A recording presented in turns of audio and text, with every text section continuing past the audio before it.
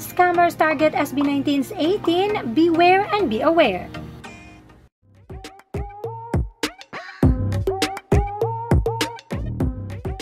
A lot of 18 has been scammed by fellow 18 at ang iba ay nagpapanggap na multi-stan kuno pero nang scam para makabili ng ticket ng isang girl group.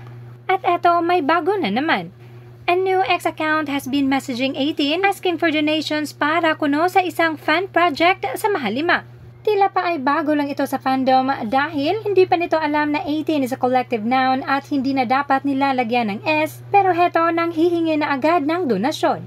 FYI, this account has not been verified and is not authorized by SB19's official fan groups.